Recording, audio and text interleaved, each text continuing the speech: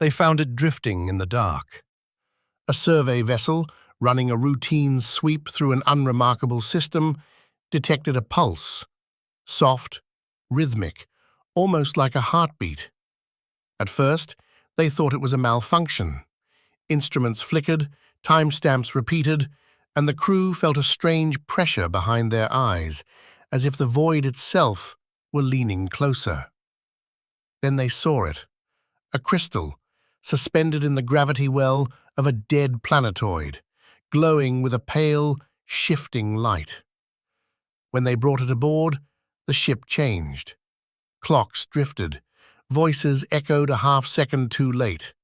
Crew members reported déjà vu so intense it felt like reliving moments rather than remembering them. One man vanished for 17 minutes. When he returned, he insisted he had only blinked. The object was taken away under heavy secrecy. It was catalogued, classified, and buried beneath layers of bureaucracy. But one man saw more than an anomaly. Dr. Elias Corvin. Corvin had spent his life studying the fractures in reality, those subtle, inexplicable moments where the universe seemed to stutter. To him, the crystal was not a curiosity. It was proof that the boundaries of existence were thinner than anyone dared admit. Proof that identity, choice, and possibility were not fixed points, but threads that could be rewoven. He called the crystal the Asterion Fragment. Corvin convinced a handful of officials to fund a private research initiative. They believed he was studying spatial stability. In truth, he was building something far more dangerous.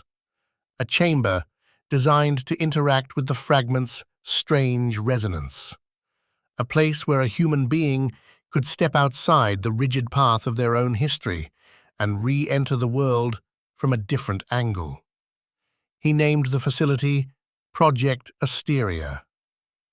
Inside its walls, Corvin worked tirelessly. He discovered that the fragment responded to intention. When a person approached it with a clear sense of self, the crystal pulsed in recognition. When approached with uncertainty, it flickered like a candle in the wind.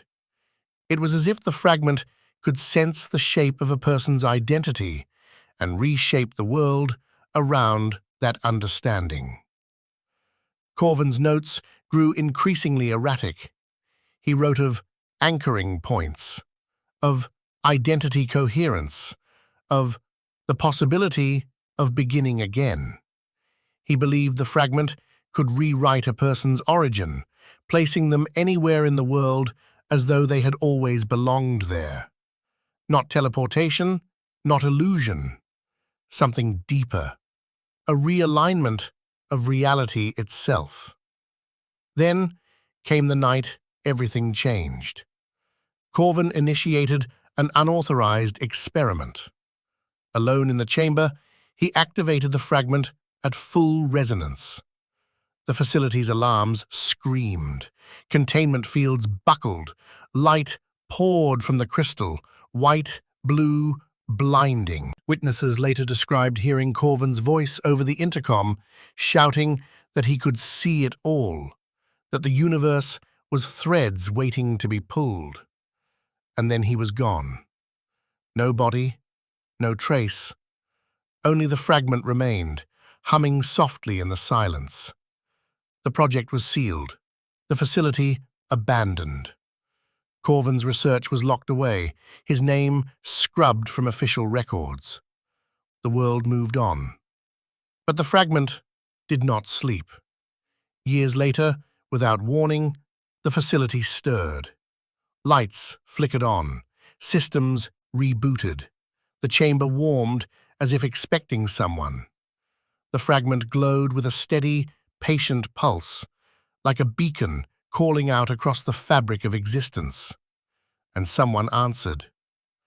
A new subject awakens in the heart of Project Asteria, drawn by forces they cannot name. The fragment resonates at their presence, recognizing the potential within them. Here, in this forgotten place, Identity is fluid. Possibility is infinite. The past is no longer a chain, but a choice. When they step toward the crystal, reality bends, not to break, but to open. A beginning waits on the other side. A life ready to be lived from any point they choose. The Asterion fragment hums, warm and alive, as if whispering a promise.